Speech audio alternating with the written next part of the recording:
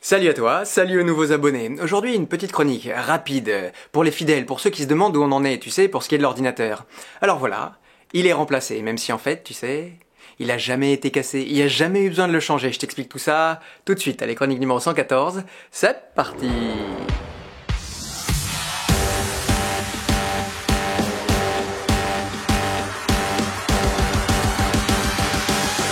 Le prix que ça coûte de pas savoir comment ça marche les choses, le prix que ça coûte de pas se renseigner. Non, le prix que j'ai payé l'ordinateur, ça je vais pas te le donner. Quoique, ça pourrait faire taire tous ceux qui croient que je suis sur cette chaîne pour me faire du blé. Bref, l'ordinateur s'allumait. Je voyais l'écran d'accueil et puis au bout de quelques secondes, il s'éteignait. D'après toi, la panne, d'où elle venait? Je l'éteins, je le rallume, je l'éteins, je le rallume et je fais ça à peu près 1 million de fois. Et à chaque fois, c'est la même chose.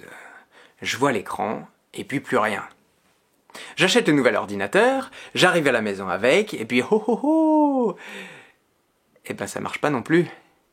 C'est le même phénomène qui se produit et à ce moment-là, j'étais bien embêté. En économie, on dit qu'il faut faire varier les paramètres toutes choses égales par ailleurs. En gros, ça veut dire que quand on fait un test, il faut changer les paramètres un à la fois. Et là, la seule chose que j'avais pas encore changé, c'était l'écran, tu vois. Du coup, j'appelle un copain, Morio, pour pas le citer, je lui emprunte son écran, je le branche et là, ça marche.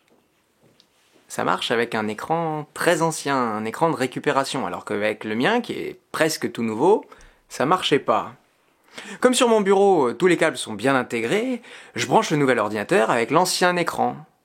Et là, ça marche plus. D'où venait la panne? Je continue à me poser des questions, à mener mon enquête. Avec l'écran de Guillaume donc branché sur le nouvel ordinateur, ça marche, youpi! Avec l'écran de Guillaume branché sur l'ancien ordinateur, v'là que cet ancien marche aussi. Bon. Est-ce que c'est mon écran à moi qu'il faudrait remplacer? Je commence à me renseigner. Non, attends, v'là que me vient une idée.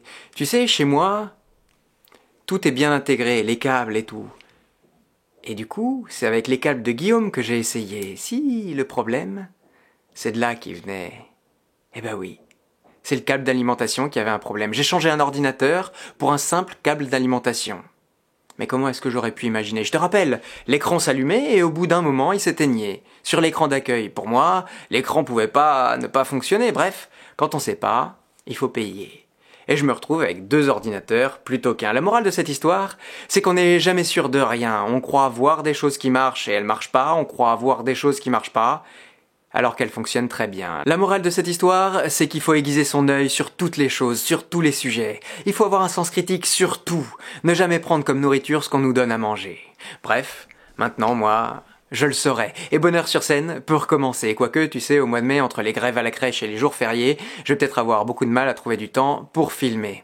Allez, belle semaine à toi. Oublie pas de te remettre en question au moment de faire des choix et puis fonce, tant pis. Crois en toi, crois en ce que tu penses, en ce que t'es, en ce que tu sens. Et au pire, tu fais une erreur. Et comme dit Audiard, non, c'est Oscar Wilde qui le disait, il y a que les folies qu'on regrette jamais. Tu vois tout ça, toi, dans un ordinateur cassé? Bah ouais.